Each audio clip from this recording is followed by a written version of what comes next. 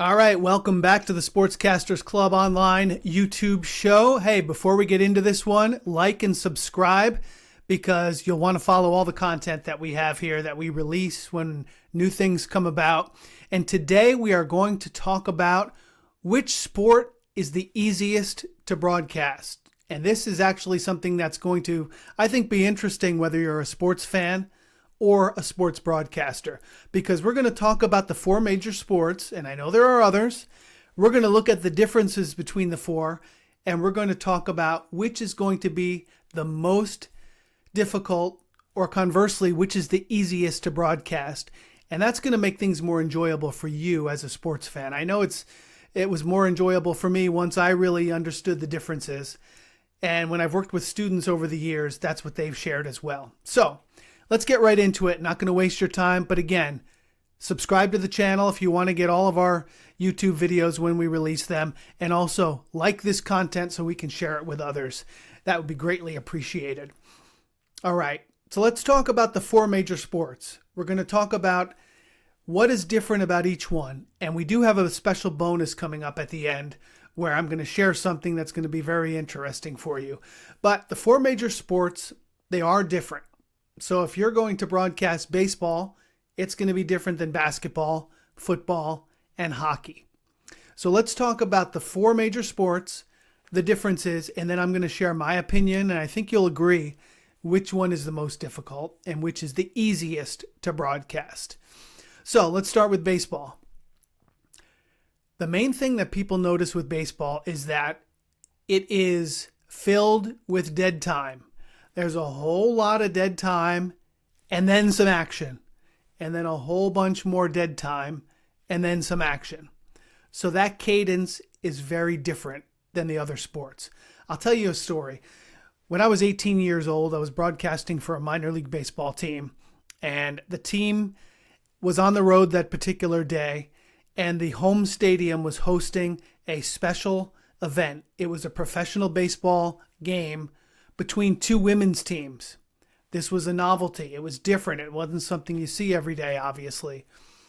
And they asked me if I would stay back and broadcast that game on the radio while my broadcast partner went with the minor league team and he broadcast the normal game as scheduled that evening. So I was thrilled. I had a chance to be the number one play-by-play broadcaster for a professional game. I was 18. I was excited. And so I dug into it and I prepared, and I'm going to talk about preparation in a minute. So it came to game day. I was excited. I got to the park early, went down, talked to the coaches, talked to the managers, the players, got as much information as I could. They were only there for the one day. And then the game began, and it was a long one. The innings lasted 45 minutes, an hour each. The game it dragged. It was a high-scoring affair. Both teams were in double digits in the first inning. And I soon realized I had myself a problem. Because as I mentioned, baseball features so much dead time and then some action. And if the game extends and is prolonged, that just increases the amount of dead time. So, even though I had prepared, I think I could have prepared more, because by the second or third inning, I ran out of things to talk about during those big dead time areas. Thankfully enough, the sports director of the radio station, he drove over to the park because he could hear me on the air, and he came on the air with me so we could banter a little bit and talk about issues and different baseball topics to help fill some of that dead air and that dead time. So the moral of the story is, with baseball, you've got to prepare 10 times more than you would for some of the other sports. And here's how you go about doing that. First of all, you immerse yourself in the teams. You learn everything you can about all the players. Secondly, depending on what level of baseball it is that you're broadcasting, you want to arrive at the ballpark hours in advance preparing for that broadcast. So typically, when I was broadcasting a professional game every day in the minor leagues, I would show up to the park at 3 o'clock for a 7 o'clock game. But Rick, what are you going to do for 4 hours? Trust me, First thing I would do is I would show up, I would set up the equipment. After setting up the equipment, I would go down to the field, talk to the managers, talk to the coaches. I would get some information. These are what we call tidbits. Tidbits make a broadcast. So I would learn everything I could about the starting pitchers, about the trends that teams were following. I would find out what the game plan was going to be, if there was going to be any kind of differences. The lineups, you'd get the lineups, and maybe that spurred a discussion. Why is so-and-so batting first? Why is the lineup changed a bit? And so then I would hang out around the batting cage, talk to the players in a relaxed, calm atmosphere. They would share things with you. For example, the right fielder might say, my family's in town. They've never seen me play professionally, but they made the trip from California. They're here, and I'm really excited. So I would jot that down because that would be information I could share maybe when he came up during the game to add some flavor, to add some color to the broadcast, to make it interesting. And so I would have all my tidbits to fill that dead area, the downtime. Obviously, when the ball is hit, when the ball's in action, when the ball's in play, that's easy. But I wanted to have things to share when the ball wasn't in play. So that's number one. That's how I would handle baseball. Baseball has all that dead time. And in our online broadcasting course, which is 7 hours, we get into more of the nuts and bolts on how to do it. And you can find that at sportscastersclub.com.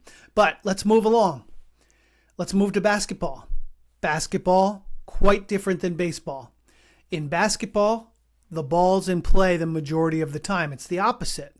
You've got a lot of action and then some downtime. A lot of action, then some downtime. It makes it even more challenging for a color analyst because when you're broadcasting color, you really want to keep your talking to that downtime when the ball's not in play. So it's a skill. And you become better at that by working with your broadcast partner. Because when the ball's in play, it's the play-by-play broadcaster's turn. When the ball's out of play, when it's dead, that's the color analyst's time to talk. But in basketball, I found basketball to be mainly, what do you see? Get it out onto the air. And I'm talking predominantly on radio. You're describing. So you're describing most of the time. You're painting that word picture. And then when the ball's dead, when it goes out of play, when there's a timeout, that's when you fill in the gaps with the tidbits. You fill in the gaps with how or why something's happening. But it's predominantly the action of what's happening. So baseball, a lot of downtime, little action. Basketball, a lot of action, little downtime. It's the opposite. Let's move to football. Football is kind of a mix of the two because you have a cadence and a rhythm. With football, there's some downtime, then there's a longer play, a longer bit of action, and then another downtime, but it's very much a rhythm because you've got 4 downs on an offensive possession, and then maybe they get a first down and you have another 4. And so you've got that rhythm that the other sports don't have. It's a cadence, but you always want to describe and set up each play as its unique thing, and then describe what happens. So you describe the formation, what you're seeing, then you describe the action like you would in basketball, and then you've got a little downtime, such as in baseball, to fill in the color. How, why. So it's a different rhythm. As you're seeing, each of these sports has its own unique rhythm and cadence. And that's why when we talk about what is the most difficult or what is the easiest sport to broadcast, they're all different. They're all unique. So football, it's got more of a routine, a set planning time to describe what's going to happen with the formation and the play. Then you describe the play, and then you describe how it happened and why. So that's how football generally evolves. And then hockey. We're going to talk about hockey before I get into my opinion of what's the easiest sport to broadcast. Hockey is very much like basketball. However, it's a little more difficult, in my opinion. Because in hockey, the puck is mostly in action. most of what you're seeing is describing action, just like basketball. So you're constantly describing along the right boards, swinging around the goal off to the left wing, whatever the case might be. You're always describing, just like basketball, and opposite of baseball. The difference, however, with hockey is that players have helmets. And I often found when I was broadcasting hockey in the college levels, I found that it was more challenging because sometimes I was sitting back in the rafters or set back in the seats. Whereas many times in basketball, sometimes I was sitting there, but sometimes I was courtside. And having a helmet on made it more difficult for me to identify the players initially. Over time, you get to know the players and you can identify them just by their body types, and that's part of your preparation. But to me, hockey was more difficult than basketball because of that fact that I couldn't always see just by seeing a player's face. And they make changes on the fly. And so you've got to be able to see a line change or someone substituting in, because you've got to be able to identify and locate those players. In basketball, it always happens when the ball is dead. In hockey, you can make those changes on the fly. And so you've always got to be paying attention to that. So you're describing 90% of the time, and then you have that downtime. That's very much like basketball. All right, so now we've talked about the four major sports: baseball, basketball, football, and hockey. Let's talk about which of these is the most difficult, or should I say, which of these is the easiest to broadcast. And here's where it becomes a personal preference. I can tell you my opinion, and I'll tell you exactly why. In my opinion, the easiest to broadcast is basketball. And here's why. If I can train myself to be able to describe accurately, and I'm talking radio here. All of these really are talking about radio. There are some nuances with TV that are different, and we're going to talk about that in another video, and you can also read a lot about that at sportscastersclub.com. But with basketball on the radio, you are 90% of the time seeing and describing and painting that word picture of what you're seeing. So the man might be dribbling up the right sideline over midcourt, passes off to the left wing, Spatola. Spatola drives left corner, turns, flips it back up to the top to the foul line to Harrell. Harrell right corner. See, I'm describing. I'm just describing the action. And so to me, that's the easiest thing to do, because your preparation entails knowing the player. You see the face, you know who they are. And in basketball, it's easier because unlike hockey, you can see their face. Sometimes it's easier to broadcast when you're high up. Sometimes it's a little difficult when you're courtside because all the players are at the same height as you. But then again, you can see their faces better. At least I could. And as I get older, I use the glasses when I'm farther away to be able to see. When I was broadcasting at Duke, I would often use the binoculars because I was way up top in the rafters at Cameron Indoor Stadium. So that was pretty cool too.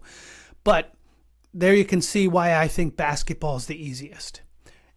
Many broadcasters that I've worked with over the years have also found that to be the case. And I'm talking about students, whether it was at the college setting or at broadcasting school or some of the private coaching that I've done at Sportscasters Club. They've found that baseball was the most difficult because there was so much time to fill. It's very similar to the story I told earlier about broadcasting when I didn't have enough material to fill the dead time, to fill all that time in between the action. And new broadcasters often encounter that. They will broadcast a baseball game and they will come away from it saying, wow, I had not nearly enough to talk about during that game. And so that really puts the emphasis on preparation, because you've got to prepare for hours for every hour you're going to be on the air. And over the course of a baseball season, if you're working with a team, traveling with a team, basically living with a team, that becomes a lot easier because your preparation never stops. You're always talking to players, coaches, managers, getting information. You're always learning. And so then you have the entire soap opera, the entire story to talk about when you're on the air. Obviously, only things that are appropriate for the air. Some things you never share, and we've done videos on that recently as well. If you have a chance, go check it out to see the video entitled, Should a Sportscaster Spill the Beans? Or Tell Secrets. You'll find that pretty interesting. But baseball, in my opinion, for most broadcasters, especially new, inexperienced broadcasters, baseball is the most difficult because of that reason. Now, you may have a different opinion, and I do have a bonus here, a bonus tip. But if you have an opinion on what's the easiest, what's the most difficult, share it in the comments. Let me know. Also, make sure to like this video to share it with the algorithm. Share it with any sports fans that you know in your friend network or your family. And also, subscribe, and then you'll get all of our videos. But here's the bonus. The bonus is, how do I improve as a sportscaster? Well, I'm going to give you a way to improve with basketball, and I'm going to give you a way to improve with baseball. And they're different. And you can use them to become a better sportscaster regardless what sport you're broadcasting. So for basketball, if you want to improve, turn on the television, turn down the volume, and broadcast the game. That's how you're going to improve at enunciating what you're seeing and describing the action, painting the word picture with the exact speed and tempo that a basketball game moves. It's fast. There's a lot of action, then there's a break. Then there's a lot of action, back and forth, then there's a break. Ball goes out of bounds. There's a timeout. There's a whistle.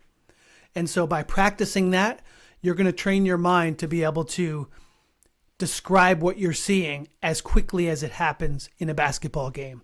So that's how you improve with basketball. And obviously it's going to help you regardless of the sport you're broadcasting. Soccer, curling, baseball, basketball, football, hockey, any sport, it's going to help you.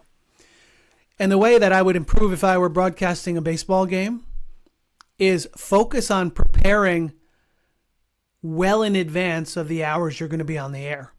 And sometimes that's difficult. If you're doing it every day, it's a lot easier, as I mentioned.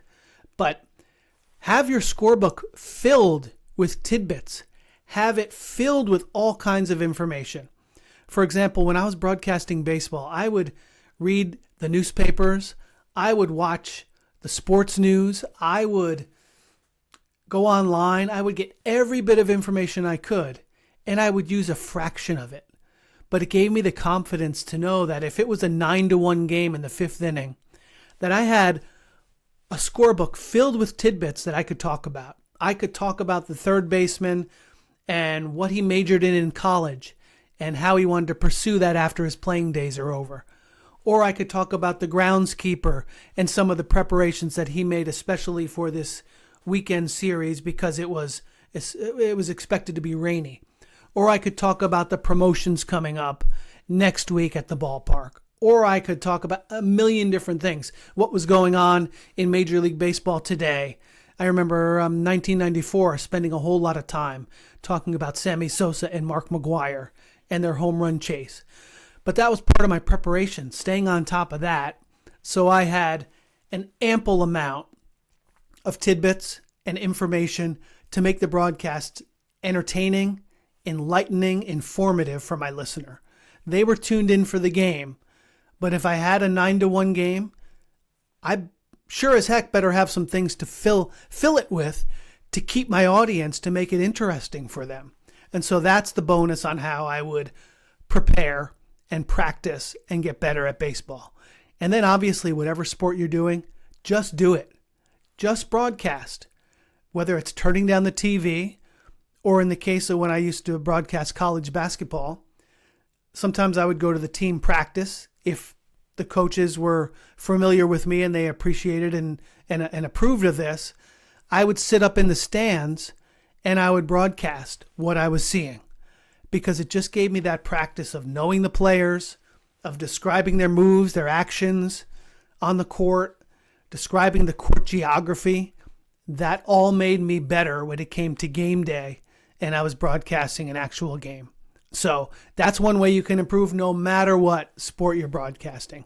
But that's my opinion on what I think the most difficult sport to broadcast is, and also the title of this video, what the easiest sport to broadcast is. Make sure to like this video, make sure to subscribe, and I'll check you out next time. Take care.